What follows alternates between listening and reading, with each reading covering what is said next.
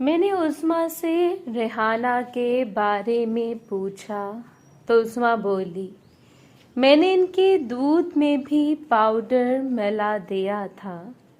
वो भी अब आराम से सो रही है।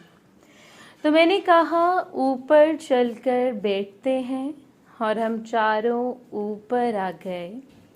ऊपर आने के बाद हमने चारपाई बाहर निकाली और हम चारों चारपाई पर बैठ गए। खाला बोली, अब क्या करना है? तो मैंने मुस्कुराकर इनकी तरफ देखा और इन्हें खींचकर अपने साथ लगा लिया और इनसे बातें करने लगा। शाजिया जल्दी से नीचे बैठ गई और मुन्ने से बातें करने लगी।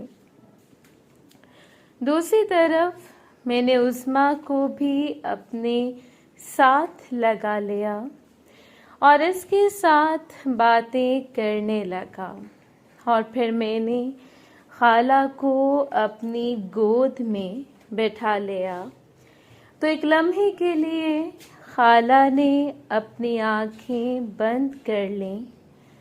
मैं समझ गया तो मैंने इनको अपने साथ लगा लिया और इनसे माफ़ी मांगने लगा, क्योंकि सारी मुलाकात एक ही दफ़ा हो गई थी। इसके बाद मैं शाजिया से और फिर उस्मा से मुलाकात करता रहा। काफ़ी देर के बाद जब हमारी मीटिंग ख़त्म हुई तो हम लोग नीचे आ गए और फिर मैं अपने कमरे में चला गया। सुबह भी मैं तकरीबन 9 बजे उठा और नहा धोकर सबके साथ नाश्ता किया। अभी नाश्ता करके फारिग ही हुआ था कि टेलीफोन की घंटी बजने लगी। शाजिया ने फ़ोन उठाया। कुछ देर बात करने के बाद इसने मुझे आवाज़ दी कि बाजी आरिफा का फ़ोन है। मैं उठकर गया और बाजी से बात करने लगा। बाजी बोली, तुमने कब आना है? आलिया ने अपने बॉस को दोपहर के खाने पर दावत दी है। मैंने कहा, मैं कल सुबह निकलूँगा। बाजी बोली, फिर तुम यहाँ 10-11 बजे तक पहुँचोगे और फिर सामान भी ले आना, तो काफ़ी देर हो जाएगी। क्या तुम आज शाम को नहीं आ सकते? मैंने कहा, ठीक है, मैं शाम को आ जाऊँगा। फिर हम जाकर सारा सामान ले आएंगे और कल सुबह फिर आप तैयारी कर लेना। बाजी बोली, ठीक है, मैंने इसलिए तुम्हें फ़ोन किया था। फ़ोन बंद करने के बाद मैं चारपाई पर आकर अम्मी के पास बैठ गया। वो बोली, आरिफा क्या कह रही थी? मैंने कहा, कुछ नहीं। वो यही कह रही थी कि आज शाम को ही आ जाना। अम्मी बोली, क्यों, खैरियत है? तो फिर मैंने इनको सारी बात बता दी। वो बोली, हाँ, वो ठीक कह रही है, तुम आज शाम को ही चले जाना। तो मैंने मोना को अपना बैग पैक करने के लिए कहा और फिर मैं तैयार होकर डेरे पर आ गया। आज मुझे पायल की दूसरी बहन खुशबू से मिलना था। खुशबू भी पायल की तरह बहुत खूबसूरत थी। अभी मुझे थोड़ी देर ही हुई थी डेरे पर पहुंचे हुए कि पायल मुझे मेरे डेरे के बाहर खड़ी हुई नजर आई। इसने मुझे हाथ से इशारा किया और खुद चली गई। मैं समझ गया वो मुझे तबीले पर आने का कह रही है। शहनाज चूंकि बाग में थी तो मैं अपने डेरे से निकला और तबीले में चला गया। दरवाज़ा खुला हुआ था। मैंने अंदर जाकर दरवाज़ा बंद किया और अंदर कमरे में चला गया। कमरे में गया तो पायल और इसकी बहन खुशबू बैठी हुई थी। मुझे देखकर खुशबू एकदम घबरा गई और इसने पायल का बाजू पकड़ लिया और पायल की आंखों में सवालिया नजरों से देखने लगी। बजाय इसके पायल इसकी सवालिया नजरों का जवाब दे, पायल ने इसको साथ लगा लिया और बोली, हम जिससे मिलने आए हैं वो नदीम है और तुम फिक्र मत करो, मैं इसको अच्छी तरह से जानती हूँ। और ये कहकर पायल खुशबू से बातें करने लगी। खुशबू इसकी बातों का जवाब नहीं दे रही थी, लेकिन पायल भी फिर पायल थी। इसने खींचकर खुशबू को अपनी गोद में बिठा लिया और मुझे अपने पास आकर बैठने को कहा, तो मैं इन दोनों के साथ जाकर बैठ गया। पायल ने खुशबू की नशीली आंखों में देखते हुए कहा, देखो नदीम तुमसे बहुत प्यार करता है। फिर जैसे ही खुशबू ने मुन्ने को देखा तो इसके 15 तबक रोशन हो गए। पायल मुस्कुराई और बोली, जानती हो नदीम पूरे गांव में इकलौता है जो हम सब बहनों से प्यार करता है। फिर पहले खुशबू को मुन्ने से प्यार करने को कहा तो खुशबू इसकी बात पर अमल करने लगी और पायल ने खुशबू को मेरी तरफ कर दिया। मैंने इसको अपने साथ लगा लिया और इससे बातें करने लगा। खुशबू भी अब मेरी बातों का जवाब दे रही थी। कुछ देर बातें करने के बाद मैं नीचे बैठ गया और मुन्नी से बातें करने लगा। मुन्नी का चेहरा बहुत मासूम था और इसके बाद मेरी खुशबू से मुलाकात शुरू हो गई। मुलाकात बिल्कुल ऐसी थी जैसे मैंने महक से की थी और पायल खुशबू को तसल्ली दे रही थी। खुशबू की आंखों में खुशी के आंसू थे और वो मुझसे बात करके पहले तो खुश नहीं थी, लेकिन बाद में इसको खुशी महसूस हुई। और फिर जब इसकी गाड़ी स्टेशन पर पहुंची तो पायल ने मुझे अपने साथ लगा लिया और फिर मैं पायल से मुलाकात करने लगा। काफ़ी देर बाद जब मेरी पायल से मुलाकात ख़त्म हुई तो खुशबू हम दोनों को देखकर हैरान थी। इसके लिए ये सब नया था। पायल मुस्कुराकर खुशबू से बोली, आप ये सब क्या था? पायल मुस्कुराकर बोली, यही तो प्यार है। नदीम तुमसे भी इतना ही प्यार करना चाहता है, लेकिन कुछ वक्त लगेगा। मैंने कहा, ठीक है, अब मैं चलता हूँ, 12 बजने वाले थे। पायल बोली, हम भी तुम्हारे साथ चलते हैं। मैंने कहा, ठीक है। पायल ने दरवाज़ा खोला और इधर उधर देखा तो कोई नहीं था, तो मैं निकल आया। जैसे ही मैं निकलकर सड़क की तरफ मुड़ा तो आगे चचा खड़े थे। चचा को देखकर तो मेरा रंग उड़ गया और मेरी सांस ऊपर की ऊपर अटकी रह गई। इतनी देर में मेरे पीछे पायल और खुशबू भी आ गईं और जैसे ही इनकी नज़र चचा पर पड़ी तो पायल एकदम घबरा गई, लेकिन इन्होंने हमसे कोई बात नहीं की और हमारे पास से गुजर गई और हवेली की तरफ चल पड़ी। चचा ने पीछे मुड़कर एक दफ़ा इन दोनों को देखा तो मैं समझ गया। चचा के हाथ देख रहे थे। खुशबू को चलने में मुश्किल हो रही थी, जबकि पायल बिल्कुल ठीक थी। चचा ने मेरी तरफ देखा और बोले, तुम इनके साथ क्या कर रहे थे और यहाँ क्यों आए थे? मैंने अपने आप को संभाला और कहा, कुछ नहीं, वैसे ही कुछ बात करनी थी तो इसलिए यहाँ आया था। तो चचा बोले, तुम हवेली में भी जाकर इनके साथ बात कर सकते थे। मैंने कहा, मैंने इनको तबीले में जाते हुए देखा था तो इसलिए इधर आया था। चचा बोले, नदीम, तुम मुझसे कुछ छुपा रहे हो। मैं जानता हूँ कि तुम यहाँ क्यों आए थे।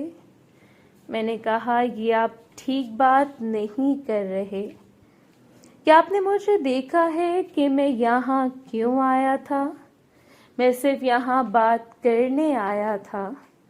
तो चचा ने फिर खुशबू के बारे में पूछा कि वो इस तरह क्यों चल रही है। मैंने कहा, मुझे क्या पता, हो सकता है इसे चोट लगी हो जिसकी वजह से इसको चलने में मुश्किल हो रही हो। अगर आपको मुझ पर शक है तो आप इनको रोक कर पूछ लेते।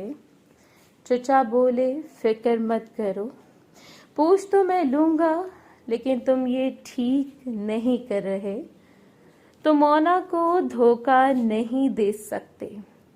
तो मैंने भी मुस्कुराते हुए कहा, चचा, आपके किस्से भी पूरे गांव में मशहूर हैं।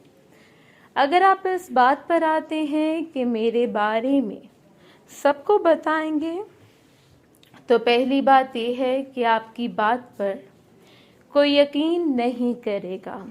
और वैसे भी मैंने ऐसा कुछ किया ही नहीं।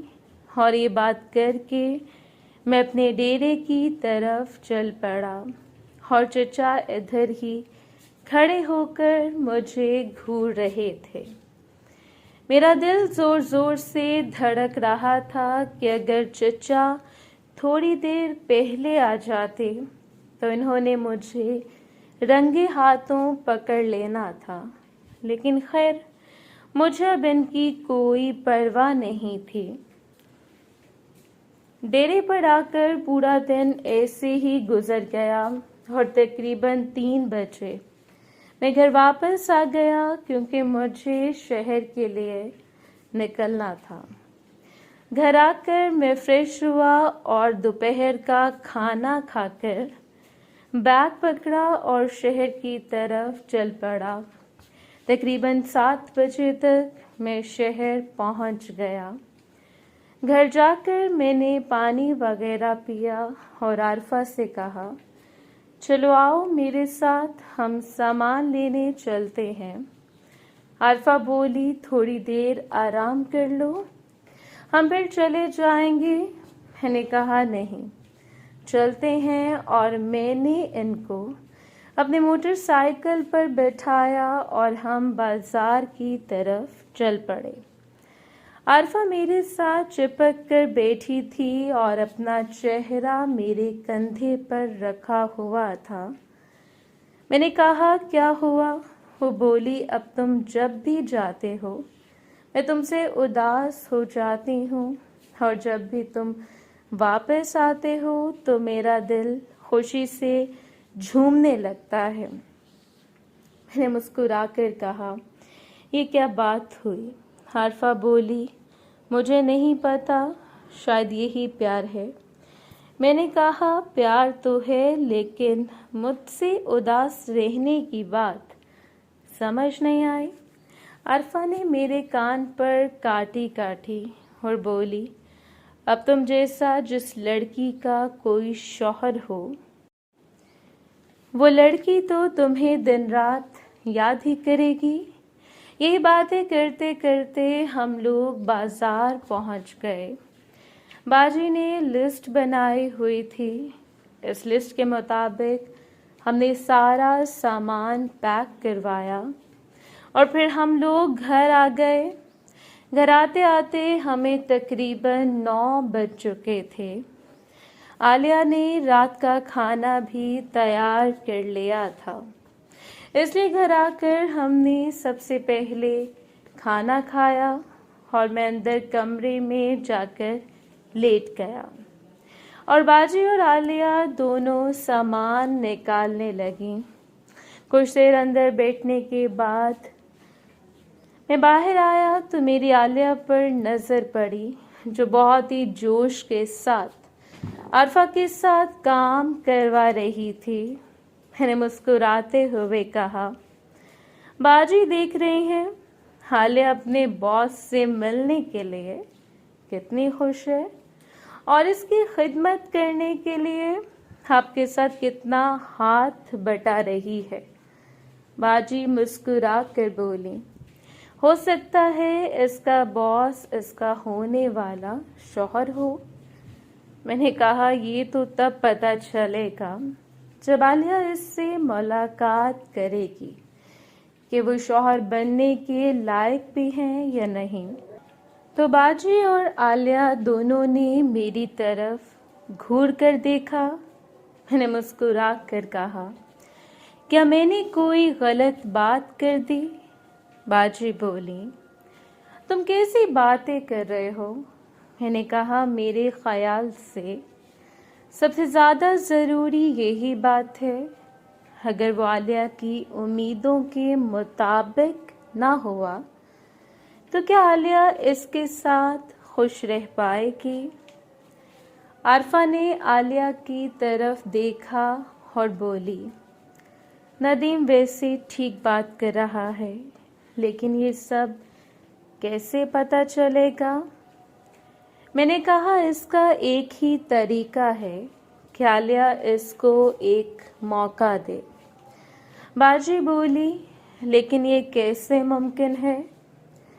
मैंने कहा, मुमकिन क्यों नहीं है, कल हम इसकी दावत करेंगे और आगे इसको दोबारा दावत के लिए बुला लेंगे और अगले संडे हम दोनों गांव चले जाएंगे और आलिया इसको दोबारा दावत के लिए बुला लेगी और फिर आलिया को पता चल जाएगा। आलिया बोली, लेकिन अगर ये काम उल्ट हो गया? मैंने कहा, कैसे उल्ट हो जाएगा? इसे तो फ्री में सब कुछ मिल रहा है और तुम्हें मौका मिल जाएगा इसको जानने का, और जितनी तुम तेज हो तुम्हें मुलाकात से पहले ही पता चल जाएगा। जब तुम इसके दोस्त से बातें करोगी कि वो किस लायक है और किस लायक नहीं है। मेरी बात सुनकर आरफा हंसने लगी और बोली, ये तुम कैसी बातें कर रहे हो? आलिया बोली, बाजी नदीम बिल्कुल ठीक कह रहा है। मैंने सुना है कुछ लोगों की ट्रेन तो चलती है, स्टेशन पर पहुंच जाती है। मैंने सुना है कुछ लोगों की ट्रेन तो चलते ही स्टेशन पर पहुंच जाती है। अगर ऐसा हुआ तो मेरी ज़िंदगी बर्बाद हो जाएगी। मैंने आरफा की तरफ देखा और कहा, देख रही हो ये कितनी समझदार हो गई है। मैंने कहा, तुमने बाजी अस्मा से तैयार हो जाना था। आलिया बोली, वो तुम्हें सुबह जाकर तैयार हो जाऊंगी, मैंने टाइम लिया हुआ है। इसके बाद हम लोगों ने बैठकर चाय पी और फिर हम सब ऊपर आ गए। आलिया अपने कमरे में चली गई, जबकि बाजी और मैं अपने कमरे में आकर लेट गए। बाहर का मौसम खराब था। जैसे ही हम लेटे तो बाहर बारिश होने लगी। मैंने बाजी का हाथ पकड़ा और हम बालकनी में आकर बैठ गए। मैंने कहा, आपको नींद तो नहीं आ रही? बाजी बोली, नहीं, मुझे तो तुमसे मिलकर खुशी है। बारिश भी काफ़ी तेज़ हो रही थी। कुछ देर बाद बाजी उठकर अंदर जाने लगी। मैंने कहा, कहाँ जा रहे हैं? बाजी बोली, तुम बैठो, मैं भी आती हूँ। और तकरीबन 5 मिनट बाद वो आई तो मैं इनको देखकर हैरान रह गया। इन्होंने अपने कपड़े तब्दील किए थे और वो बहुत खूबसूरत लग रही थी। इन्होंने एक छोटी सी फ्रॉक पहनी हुई थी। वो मेरी गोद में आकर बैठ गई और बोली, जानते हो कि जब भी मैं तुम्हें देखती हूँ मेरी धड़कन तेज़ हो जाती है। तो मैंने भी इनके चेहरे से बाल पीछे करते हुए कहा, मैं जब भी तुम्हें देखता हूँ दिल करता है कि तुम्हें अपने साथ लगा लूं। तो वो मुस्कुराते हुए बोली, लगा लो। और मैंने इनको अपने साथ लगा लिया और हम दोनों बातें करने लगे। फिर बाजी बालकनी की ग्रिल के साथ खड़ी हो गई और हम मुलाकात करने लगे। मैं बिल्कुल नॉर्मल मुलाकात कर रहा था और वो भी बहुत खुश थी। इसके बाद हम दोनों कमरे में आ गए। अब मुझे बहुत बेचैनी हो रही थी। इसकी वजह ये थी कि मेरी गाड़ी स्टेशन पर पहुंचने से पहले ही रुक गई थी, जबकि बाजे की गाड़ी पहुंच चुकी थी। और ये बात आरफा ने भी महसूस की। मोहतरम नाजरीन और सामीन, इस कहानी का बाकी हिस्सा अगली आने वाली वीडियोस में पेश किया जाएगा। अगर आपको ये वीडियो अच्छी लगी तो वीडियो को लाइक और हमारे चैनल को